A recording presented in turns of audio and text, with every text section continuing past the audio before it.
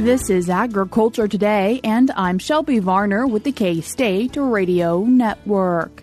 Dan O'Brien, K-State grain economist, kicks off today's show with a grain market outlook.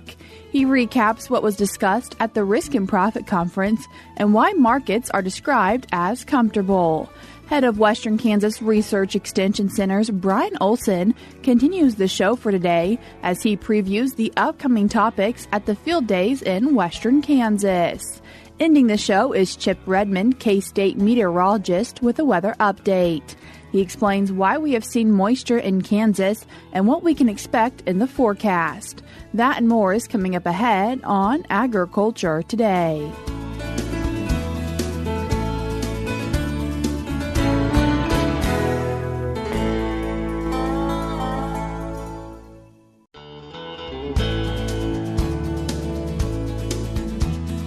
You're tuned in to Agriculture Today, and we start our Friday show with the grain market update with K-State grain economist Dan O'Brien. Dan, thanks for joining us today. Thank you, Shelby. Dan, what are futures looking like for the grain market? Well, following the USDA's crop production and WASDE report, we haven't on Monday, the 12th. We haven't seen really any upward movement at all. Some sideways to lower as we look at yesterday's closes. D's corn 397.5. We did briefly go above 4 as some of the news actually in the corn supply demand balance sheet. I guess it was offsetting the higher yield numbers ended up and were offset a little bit by some decent usage numbers. So we ended up at about the same place, slight decline, and that's domestically. And actually there were some numbers in the world supply demand balance sheets for the major crops that weren't all that bad either. But so anyway, by the time we got all that, I think that the markets in essence have no worries right now in their view, and that was I guess even more the case on soybeans. The soybean supply demand balance sheet did show an increase in production. So again, there were changes in acreage, lower corn acres planted in that production report, higher soybean acres. So higher soybean acres and a little bit higher yield led to an increase of about 154 million bushels of production for the soybean supply demand balance sheet. Ended up by the time we ran through all the supply demand issues involved, soybeans ended up being projected to be, instead of 435 million bushels out of the July report, now, it's up to 560. Stocks to use from just around 10% up to about 12.8%. Prices dropped from 11.10 down to 10.80 as a projected price for the coming market year.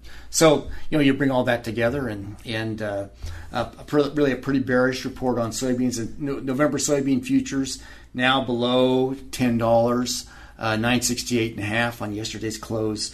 Cash prices, looking at them prior to as we spoke, all representing prices that are below cost production. We have a lot of $8 prices right now for soybeans. I think there's one price at the very top. It's like perhaps in South Central Kansas, I believe, one near $9. But it's a change of paradigm, whereas we're used to seeing 10s, 11s, and 12s in front of soybeans the last several years, and now we're back down to around, we got an 8 in front of some of those prices, and we haven't been around those areas since that 2014 through 2019 timeframe. So give a lot of pause for thought. I should mention for wheat too that the wheat supply demand balance sheet also was affected, and actually in a positive way, in that the USDA did drop wheat. Total U.S. wheat acres from 47.24 down to 46.27, so just about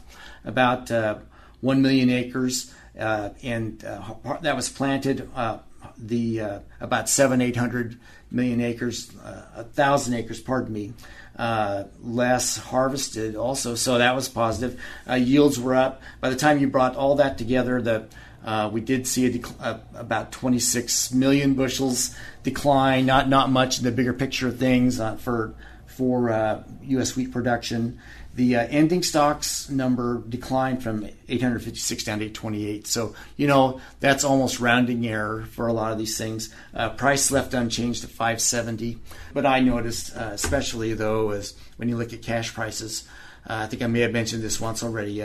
We're below $5 in a lot of areas, down to 460, 470, 480, and as the top price in some of these areas. And I think that the market looks at what they perceive to be a lot of old crop stocks unsold yet that'll have to be sold in the near term to make space for the next harvest. And pile on top of that projections of high yield, record high yields for corn, record high yields for soybeans, and you've got a situation that is being interpreted very bearish by the markets right now. Now, I have some other opinions on that we talked about this morning in my outlook. It's not that we'll necessarily absolutely see something different, but a lot of what we're looking at is based on long-term trendline yields for corn that gained let's say in the corn models as we're looking at percent good to excellent ratings, which we have now in a lot of areas, and putting that and then making any changes to yields based on that upward trend like that. Well, gosh, we end up with pretty decent, good excellent ratings, propelling us to like 183 or so bushels an acre as an estimate. I really do think that we'll watch closely what happens in the September report. Around September 1st, the USDA will along with surveying farmers to see what their corn, soybean, grain, sorghum, spring wheat yields are, what they see them to be. They'll actually go out and do field plot surveys on along with that, objective yield surveys, as they talk about it, as they call it.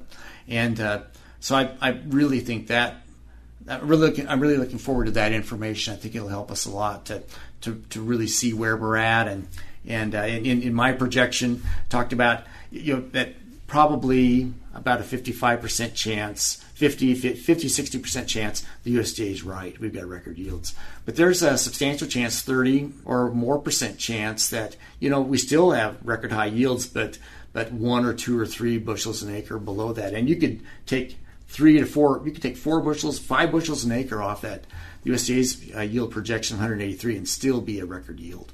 So we wrestle with that, and also some of the issues that the soybean market's wrestling with too. Not as much concern in my part for soybean yield projections, but still it's there'll be things to watch there too. So I guess count me as one who's really looking forward to the September reports, and that I really want to see what they find in the fields as they get out and measure them. Dan, as we're talking right now, the Risk and Profit Conference is currently taking place through Agricultural Economics, and the keynote speaker was Seth Meyer, USDA Chief Economist. And what were some key points that you saw from him and your thoughts on it as he presented to us? I really appreciated his broad perspective, and he talked a lot about how the market right now is satisfied that we have more than adequate supplies. So with that, we've seen prices drift lower.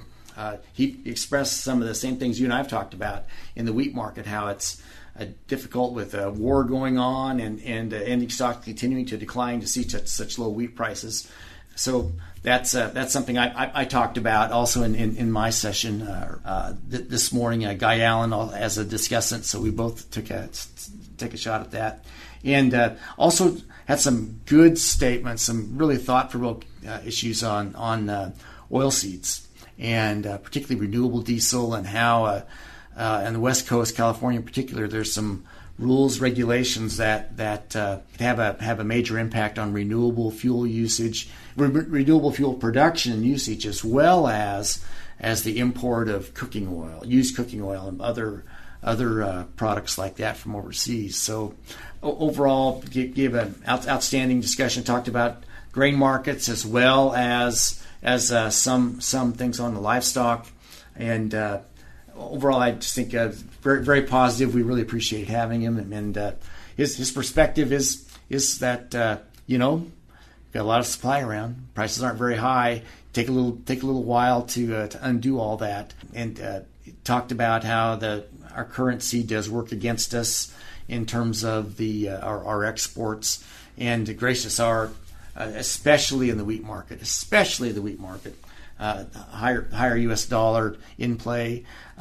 We came back at the same issues as so many do in terms of wondering about the impact of the Black Sea region. He talked about it in particular. He had questions from the audience with regard to Russia, Ukraine, and how their exports and their export availability impacted things. So it has impacted the market. So again, great talk. I hope we can have him back again. And Dan, as we round out today's conversation, kind of what do you think will be the feelings as people leave the Risk and Profit Conference, including yourself? Well, unless there's a change, a drought, something like that, or dry conditions, or less production than thought. Right now, we're sitting here today with the markets as they are, and again, absent a surprise, we're looking at pretty low selling prices. It's possible if we have just astoundingly good yields that we can beat that. Lots of bushels to spread costs out and such. But where that doesn't happen, you've got the markets, unfortunately, probably bringing about set to make profitability lower in the coming year. And I guess the next set of issues I think we'll be wrestling with will be what acres do I plant, what crops, and how much do I spend in some of these areas. So that's what I see coming next. So we're talking a lot about markets now. If markets stay as low as this, then that'll roll over to financial impacts. Dan, I appreciate you taking the time to join us today and give us our grain market update.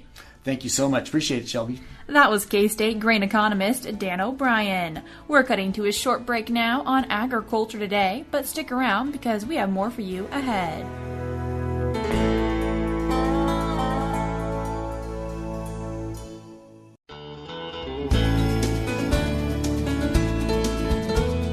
You're tuned in to Agriculture Today, and we continue our show talking about some field days happening in Western Kansas here soon with head of the Western Kansas Research Extension Centers, Brian Olson. Brian, thanks for joining us today. Hey, thank you, Shelby, for the invite. Brian, first talking about some of those Western Kansas fall field days happening just at the end of August. Yeah, we have a big week here at the end of August. We've got 3 field days starting at Hayes on August 27th, and then followed by Tribune on the 28th, and then Garden City on the 29th. And so there is a lot to come out and see. So if we look at the Hayes field day in particular, that's at, again, on August 27th at the Hayes Research Center here just south of Hayes, Kansas, and it starts at 10 a.m. to 3:15 p.m. And we've got a wheat breeder, a sorghum and millet breeder, and weed scientists that have a number of different topics for farmers to listen about. And then obviously we will go view some plots. I know weed control is obviously one of those topics that no matter who you are as a farmer, you always have that field that there's either kosher or Palmer amaranth out there, and there's always a want to learn how to control them a little bit better. So, again, we've got our weed scientist. We've got some exciting things coming out. Garong Zhang is our wheat breeder, and he's got some new releases coming out that I think farmers will be really interested in. And then we have Ram Pramal, who is our grain sorghum and millet breeder. And so he'll talk about some of the new things that are coming out from his program. And then Augustine Abor is our cropping systems agronomist. And so he's got some rotation studies and some nitrogen studies that he will talk through that I think farmers will find very interesting. So again, that's what's happening at Hayes on August 27th from 10 a.m. to 3:15.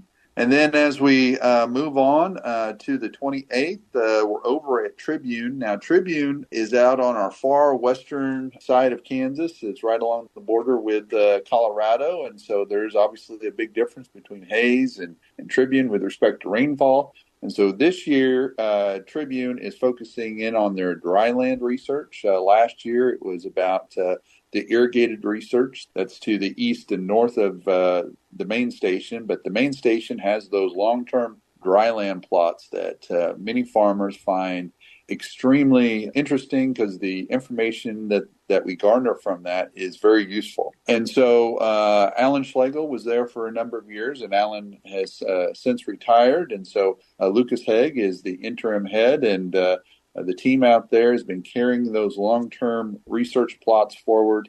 And so we've got dryland rotations, long-term dryland rotation studies and potential new crop, effects of no-till, reduced till, and occasional dryland tillage. That's the other thing with, controlling problematic weeds is like, how many times can I maybe work the ground without causing problems, right? Farmers really want to maximize their residue because it's all about managing water. And so that's always a question. How many times can I work it? So there is some studies being done by K-State. Again, Augustine's got one here at Hayes. There's one out at Tribune. And so we're looking at how the environment, again, Tribune being a lot drier than Hayes, impacts those decisions. And so encourage farmers to go there. But the Tribune one is, again, on August 28th, starting at 8:30 a.m. Mountain Time. That's key, Mountain Time. And so we will have that at the station there in Tribune that's a mile west of Tribune. And Brian, one last one taking place in Garden City. Yeah, and so then we have Garden City. And so Garden City is on August 29th, starting at 8 a.m. to 2 p.m. Central Time. And so we've got a discussion from our entomologist looking at corn and sorghum insect control, another discussion on weed control in corn and sorghum. And then we've got John Holman, who's our cropping systems agronomist down there.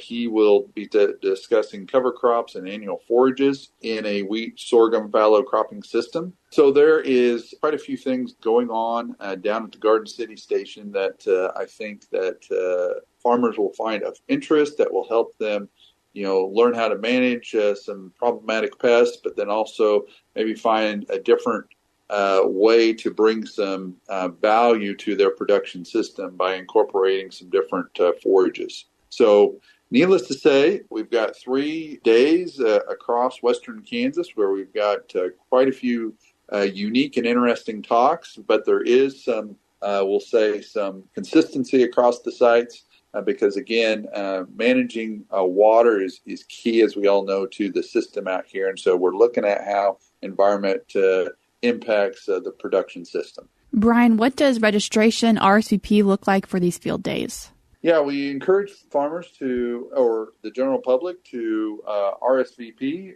We encourage them, but it's not required. It helps us, obviously, make sure we've got lunch for everybody when they show up. But, as a former professor said, come on out and bring a friend. We'll be happy to have you join the conversation. So please plan on joining at one of those sites because, again, there's a lot of good research there that our faculty want to share with the general public. Is there any cost for the field days? Absolutely no cost. Just might want to have a nice hat on. It might be a little sunny, but otherwise, we would just love to have you out there and look forward to a good day of sharing information with you. And another field day that's taking place a little bit after that, the TAPS Agronomy Field Day. And what does that day entail? Yeah, so the TAPS is something a little different. So it's testing ag performance solutions. And it's set up different than what we would typically think of research. And so the previous 3 field days has more of the traditional research. TAPS has a true competition. We have over 30 teams competing there. And what they are doing is they're providing us their recommendation on what they would like to see in their plots. And then the K-State team is doing it, executing those plans out in the field. And so what this is allowing is a true comparison of how one farmer would go out there and manage a field and compare it to another farmer, right? And so we have anywhere from 3 inches of irrigation applied to irrigated corn up to 11 inches of water applied. So there's a huge difference there. And then also we've got different amounts of fertilizer applied, also at different timings. And then you put that in there with the corn product and the different seeding rates. And so what you have is 30 different teams looking at the same field, but coming at it from different ways. As we move forward, as we manage water, it's not just about changing one thing. It's about managing the system. And that is really what the value of TAPS is. It's allowing farmers to manage the system. And then they're also being exposed to new technologies, such as new ways to monitor soil moisture. And they can decide if they want to use these new technologies. And so we're very excited to have TAPS this first year. And again, we've kind of been missing the rain out in Colby here the last week. We've been getting a little bit of rain, a little bit farther to the east, substantially more rain.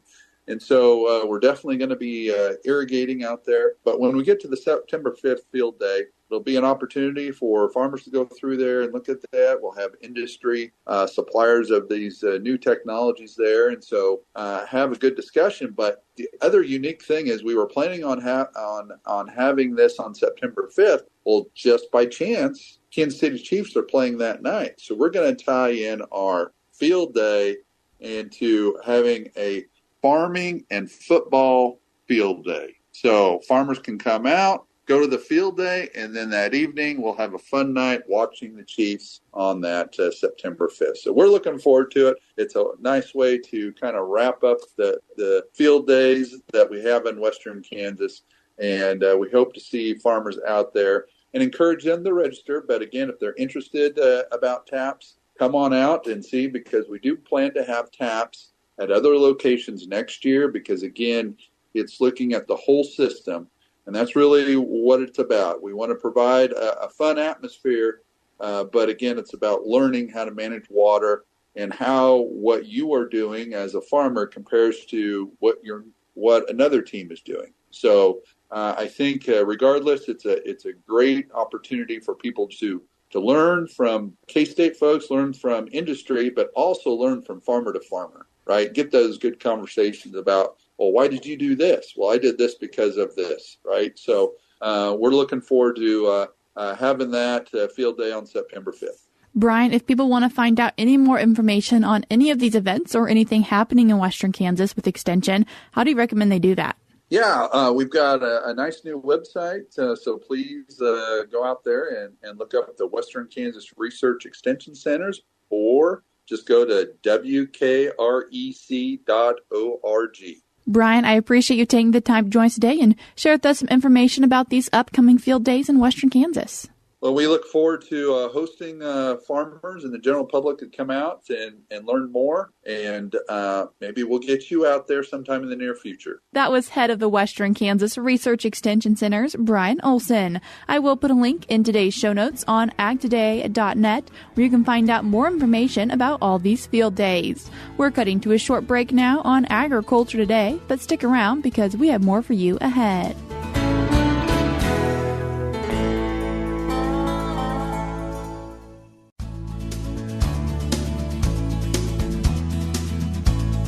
You're tuned in to Agriculture Today, and we conclude our Friday show with the weather update with K-State meteorologist Chip Redmond. Chip, thanks for joining us today. Yeah, merry mid-August. Chip, a lot of Kansas saw some rain this past week. We had some much-needed moisture, timely rains for a lot of folks. We look at the state as a whole, pretty much everyone got into the moisture. I know there's some areas in like Harper County that missed out, and a couple locations in far north-central Kansas, but otherwise a wetting rain for everybody, so at least 1/10 of an inch in some areas with obviously heavier rainfall where those storms did persist. Through central Kansas and into the Flint Hills, we had a corridor of 5 to 6, even localized 8 inches of rain. That's a lot of rain for 1 week, but they needed it badly, and hopefully that'll help restore the reservoirs and the creeks in some of those areas, and maybe fill up a couple of ponds. But we had changes in the drought monitor this week that kind of went both ways, where we had areas that were dry in the east, especially along the Missouri border. We had some degradation in the drought monitor there. And then further west into west central and central Kansas, we saw those improvements where we did have those heavier rains.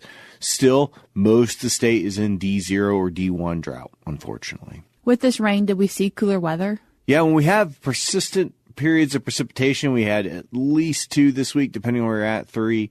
that meant additional cloud cover. And we had some cloudy days. August is typically not very cloudy around here. So cloudy skies yield cooler temperatures, especially in the high temperature range where we were 10 to 15 degrees below normal. Most highs across the state are in the 90s right now still. They're falling. Our average temperatures are gradually falling as we get towards later in August. But we should still be around 90 degrees, and there were days where we struggled to get out of the 70s. And even, I know Wichita set a new coldest high temperature this week. They only hit, I think it was 68 degrees for the high temperature. And that's the coldest temperature for a high they've ever measured in August. So with those cloudy skies meant that we had lower temperatures, and lower temperatures mean we had more moisture in the air. So it was very humid and definitely muggy. But cooler weather has been the rule here over the last week. And are we going to continue to see that moisture and cool weather as we look forward? Right now, the current conditions are kind of questionable. Just we have upper level low pressure to our north and east, and then we have a very strong high pressure to our south and west. Texas and Oklahoma have been very, very warm and very dry, and a prominent heat wave is taking shape over there over the next week or so. That puts us kind of on that fringe, and that fringe has been very lucky for Kansas because it brings timely moisture. Yeah, we get days where it's hot and we get days where it's cool, but we get moisture in between them. And most of that moisture has come from the southwest monsoons. The monsoons are starting to dry out now. And as they're drying out, which they climatologically do this time of year, those systems are going to be much drier as they move through. And we'll still see those fluctuations, but they're going to be much less pronounced without widespread precipitation associated with it. And as a result, overall drier patterns going to take shape, which means we're going to have more sunny skies, which means temperatures are going to be warmer overall. We'll be much closer to normal, I think, for a lot of the state. The Southwest might start seeing higher than normal, and potentially 100 degrees as we get later into next week. And that could potentially expand across most of the state as you get into next weekend. So overall, warmer and drier conditions seem to be taking shape. What about for an extended forecast into fall? Yes, so the new outlooks just dropped from the Climate Prediction Center this week. They're expecting that same pattern to take us into September. I know we've had timely moisture. We keep saying it's going to dry out. Then we just get one more system of moisture. I think that is going to dwindle a little bit as those climatologically the southwest monsoons dry out, which means we're going to dry out as well. So below normal precipitation is favored into September and even into October as well as we look at the fall outlook. And temperature-wise, with drier conditions, typically warmer than normal temperatures will persist, and we'll see warmer conditions associated with that going into fall. That means a good thing for especially corn dry down, and maybe finishing off some of the soybeans, get some heat units in here. I know we've been struggling to get over the last week. That is hopefully timely with the recent rainfall. Chip, I appreciate you taking the time to join us today and give us our weather update. Yep, thanks for having me. That was K-State meteorologist Chip Redmond. That's all we have for you this week on Agriculture Today, but we'll be back with more for you on Monday.